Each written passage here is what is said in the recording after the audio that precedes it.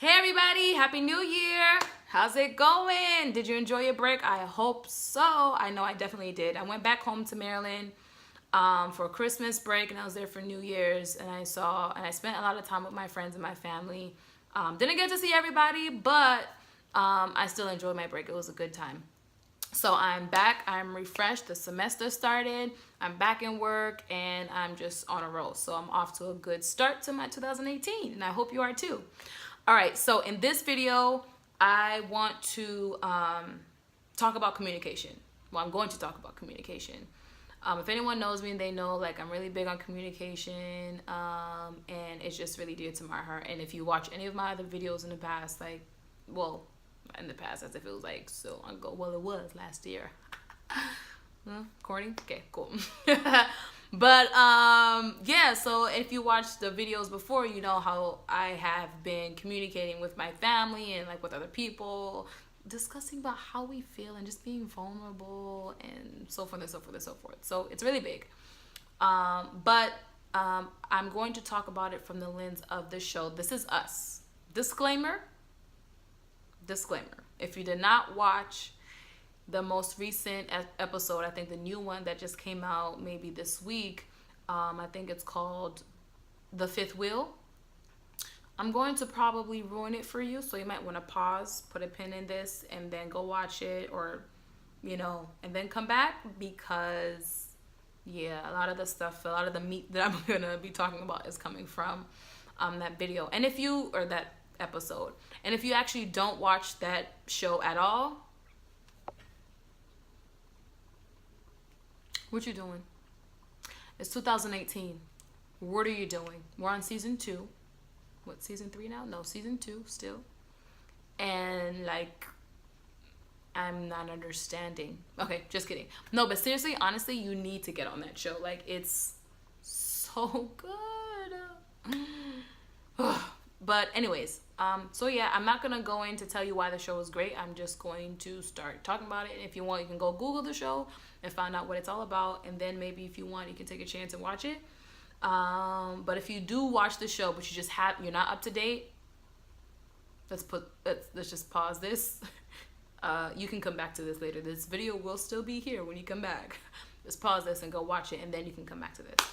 But all right, so this episode, Kevin, who is the firstborn of the triplets, Kevin finally had his breakdown. In the episode before, he finally had his breakdown, and now he's in therapy, and he's going through therapy. And now this is the part in his therapy. Well, he's in rehab, but in rehab they also do therapy. So now there's a part in his therapy sessions where they bring in his family, his sister Kate, Randall, his brother, and his mother.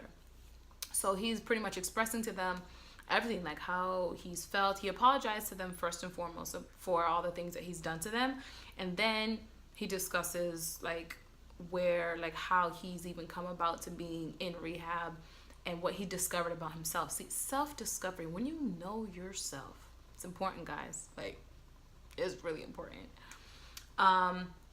So Kevin, starts talking. And at one point, like, his sister Kate interrupts, like, "Oh my gosh, you're being so ridiculous." And the therapist has to be like, "Kate, simmer down. You will have your turn to talk, okay?" So, not exactly like that, but she really did shut her down, like, quick, fast, like, ma'am. But seriously, so, Kevin is expressing himself to his family members, telling him, like, this is how I felt growing up, and this is why, I have been doing this, XYZ, because when I felt like this. So pretty much Kevin has felt neglected. And if you watch the show, if you really think about it, come on, he was definitely neglected. And because of that, he felt like he wasn't good enough. So he's been telling himself that I'm not good enough. Anyone can relate to that? Yeah. So he's been telling himself that he's not good enough. Kevin has felt invisible, y'all. You watch the show? Yo, that's why I understand him. He felt invisible too. Dang. That's good. Yo, this show is great. Anyways, so, but honest, like, I'm being serious though. So Kevin is pretty much explaining how, because of him being neglected and pretty much not seen and visible, he's been telling himself he's not good enough. So he's been trying to fill that with basketball. Not basketball, he definitely played football. Let's get that correct. He's been trying to play that, fill that void that he's been feeling with like football and all these other stuff that, you know, acting and being doing this and doing that. But in reality, he Randall actually said it. Randall said that he's attention whore. Yes and no. Attention whore as in like he's been screaming out, hello, can anybody see me? Like, I'm in this family, and Kate, you have dad, and Randall, you have mom, but what about me? Who got my back? Like, and he actually said that. He was just like, I don't have special moments with mom, Randall. Like, you can say, oh, mom, remember the time when we did this and it was just us two? And Kate, you can go ahead and say, oh, well, the father is no longer alive, but she has memories of her and her dad doing things with just them two. As far as Kevin, who, like, no, he has none. So that's pretty much where his frustration was coming from, and what pretty much led him to, you know, his addiction. And on top of the fact that, you know, there has been a trait of addicts in his family. Like, his father was an addict, his grandfather was an addict. He told Kate she was an addict. She was so dumbfounded. She was like, he told Kate, I think you're an addict too, you know, maybe not for drugs though. You just, the way you be eating food, sis, like, you be struggling, but I don't, like, come on, you gotta tell the truth. We are communicating. We have to tell the truth. Like, oh, I could not tell you how happy I was when he said that, because I was just like, yo, like, she's always fighting to lose weight and do this and do that, but she don't eat right. Like, she don't exercise, she not eating right. Like, okay, sis, if you don't want to exercise, the least you can do is eat right. She cannot. She does not. So, all right, yo, let me stop getting on Kate, but that was a funny part. All right, I'm back with it. Okay, all right, cool. So, I don't think it's done. I'm sorry, guys. I think it was very funny. Like, it wasn't, like, when you watch it, I laughed. You probably won't laugh, though, because it was like a, dang, oh my gosh, that's what he said. But okay. All right, okay, so here we go. But no, communication is very big. And I think when he was vulnerable and really expressed to them how he was feeling, he gave room for them to fight that, debate that. But every single thing that this is what I'm trying to say. The way that they reacted was pretty much proving his point, because the moment that Kevin started to discuss, you know, XYZ with his mom, this is the issue that I have with you, Randall came and was like, nope, you're not gonna talk to mom like that, and had mom's back immediately. And then when he went to Randall, was like, of course you're gonna have your mom's back because you're mama's boy, and and then the mom gonna come into the circle talking about no, he's just defending me. And he's like, yep, exactly, y'all got each other's back, boom boom boom, that's because you love him more, that's because you love him more, that's because you love him more, he's your favorite. And like, it was just really crazy and heated. And I know I spoke about that in my previous video. I think it was my previous video when I spoke about family, and how, like, I, you know, had my family sit down and we spoke about various things, and it got crazy. Like, the yelling, the crying, the cursing each other out, like, just all of the above. And to see it happen, like, in a show, in an episode, I'm just like, yeah, like, when it was happening and everybody was like, yeah, there was no cursing or anything. It was a lot more polite and stuff. But the fact that their real emotions were showing and going back and forth, I was like, yes, this is it. This is the vulnerability. This is the realness. This is the communication that needs to happen. And once Kevin really did open up and just spoke his truth, his mom at one point had not more to say but to speak her truth. Like, she literally, like, he just kept saying, just admit it, Randall's your favorite. And at one point, she legit just broke down and was just like, he was just easier to love. He was easier to love because you were the hard-headed 17-year-old that just hated me for no reason. I didn't understand you, and So this was communication. Now they're communicating, and blah, blah, blah, and so forth and so forth. But moving towards the end of the episode where Randall, so they're all three of them are sitting together, and Randall pretty much explains, the analogy that he uses was a great analogy. Like, he shares about how the first time he was getting his glasses, and he was getting his eye examined to see which lens would work for him. He was like, there are several lenses, and they're checking to see which one I can see clearly through. But there was only one that was fit for me. And he was like, we all have our own different lenses. Come on, Rando be dropping bars, just lessons, all right? I don't even hear that from anybody. Well, this episode, Kevin kind of spoke a little bit on it, but Randall and his wife, they just be dropping knowledge. Anyways, sorry, like, I just love this show. But what was I saying? Yeah, so the lenses, and he was like, you know what? We all grew up in the same environment, and we both grew up with the same parents, but it's not fair for me to say that your experiences did not happen and they were false, because you're seeing it from your lenses. This is how you experienced it. This is what you went through. And I apologize for trying to say that none of those things happened, or you don't have any right to feel that way, blah, blah, blah. Yo, that was beautiful. Like, that was Kevin's life. That is what he experienced. So Randall's absolutely correct. He cannot come and say, oh, no, like, nah, like, chill, simmer down. This is exactly what he felt. This is what happened when he was growing up. And this is how it impacted him or affected him. And then they hugged it out, you know, cracked jokes or whatever. And then at the end, this is what's very important. Also, I guess not only, but also, is when Kevin spoke with his mother, Rebecca, and she pretty much expressed to him, she told him why she pretty much treated him the way that she did. And she explained that the very first day of class, school, she was bringing all of them in to school, and Kate and Randall clung to her, and they were crying and they were scared, and Kevin was just like, and just walked straight in and didn't look back, didn't do anything. And they were so proud of him. Like, her and her husband were so proud of him. They're like, wow, look at my tough boy, he's so strong, he's so brave. And to the point where she told Kate and Randall, hey, you guys need to be more like Kevin, X, Y, and Z, whatever. And then she said, because of that moment, ever since then, she didn't feel like she needed to, you know, give him the extra support or give him the extra love that he actually needed. And she started crying and apologized, and she said, you know, I'm sorry for, you know, not being there, and so forth and so forth. But that's very important.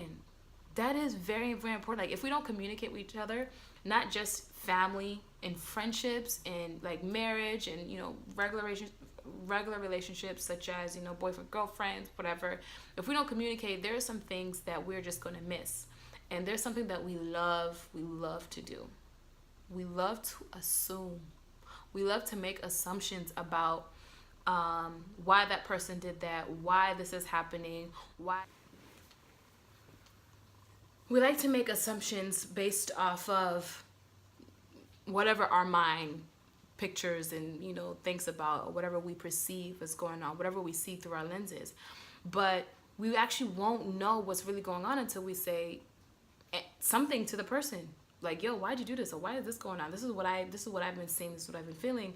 I actually just recently experienced that with one of my friends. Like, there's some stuff going on, and I just didn't understand, like, why or whatever. And then we were kind of like, not falling apart, but like distancing ourselves from each other.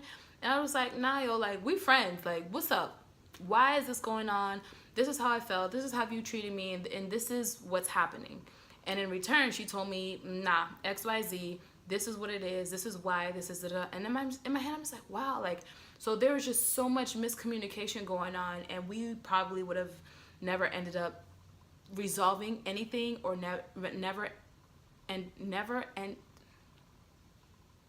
never just understanding each other. That's what I'm trying to say. But being able to just vulnerably just open up and be like, yo, like, what's up? Like, this is how I feel. This is how you've hurt me in the past. This is how I've perceived this. And this is X, you know, whatever it is. And she was in return able to tell me, well, this is why, you know, this I'm doing this because this, that, and this is why I don't do this because this, that. And it just made sense to me. Like in my head, I was just like, yo, what? Like, okay. There's some things that make sense, and there's some things that still like won't ever make sense because we can't go back and relive those moments, and sometimes we don't remember certain things, and we can't recall back like, oh, on June 7th 2014 you said like that. Unfortunately, that cannot happen. But we need to be better with communicating with each other, like in relationship, in marriage. Yo, like you start off loving somebody some way, and this is for all relationships, not just marriage or boyfriend or girlfriend, like just family, friendships. Like what the person, okay, before I get an example, let me just say what I have to say, like take my time, right? So the person may be, whoever the person is now is not who the person is going to remain 2 years from now, a year from now, 3 years from now, 5 years from now. But if you guys remain in a relationship for all that time, you have to consistently grow with that person. So the way that you initially love the person now, where I am now, you cannot love the person the same way. Well, maybe you can, but for the most part, you might want to check in to make sure that you can love the person the same way 2 years from now, 3 years from now. And what I mean by that is another example within my friendship with this person. Years ago, certain things worked for me. Like I was able to, feel appreciated and feel loved from this friendship when this person did certain things. But as I grew, those things no longer mattered to me. But we never checked in and be like, and say, oh, hey, this is what I need. This is how I feel appreciated. So we just have to talk. As we evolve as people, our love languages sometimes evolve. Like my love language, it's still quality time. But there are some things that I would just, because I'm in a different place in my life, that looks different. Especially if I moved to Florida and majority of my friends are in Maryland or elsewhere, but communication is big for me. So if that doesn't happen, but I don't tell you that it's big for me, like it's not my fault. Like the friendship will probably dwindle out, but it's not my fault because you don't know that. I never said to you, hey, I know I'm here and you're all over there, but can we text like once a month or every so now and then? Can you just check up on me? Like, how come you never check up on me? And the same person can be like, well, you don't check up on me. Like, what's up? Da, da, da, da, da. You are absolutely correct. I didn't think I needed to because I felt like, just it's important. So what I'm trying to say is, what I am saying is that communication is very important in all relationships, family, friendship, boyfriend or girlfriend, marriage. Like it's just, we need to stop making assumptions and just really just ask the person like what's up, or just tell the person what's up, and then you'll be able to hear and see how that person is feeling, and you guys will be able to communicate and come to an agreement of how to move forward in that relationship, in that friendship, in the family, and it just makes things so much easier. Like why, like if you like this girl, tell her. If you don't, tell her. If you're interested but you don't know about, just whatever the case is, tell her. Tell him. Like this whole not opening up and not talking about it, or beating around the bush or making assumptions, like it makes things complicated for no reason. So yeah, that's my little 2 cents, my little 2 piece. But I really hope that you guys got something from this video. And if you don't watch This Is Us, I hope that it makes you want to watch This Is Us maybe a little bit. But you need to get on it for real. Like it's 2018. Just be better this year. Yeah. Thanks for watching. Thanks for listening. Continue to like, share, comment, subscribe. You can send me an email at IamCherubin. That's IAM Cherubin, CHERUBIN @gmail.com. And I'll get back to you if you have any questions. If you want to just share and tell me something privately and not leave it in a comment box, I will definitely do that. But yeah, thanks y'all. See you in the next video. Bye.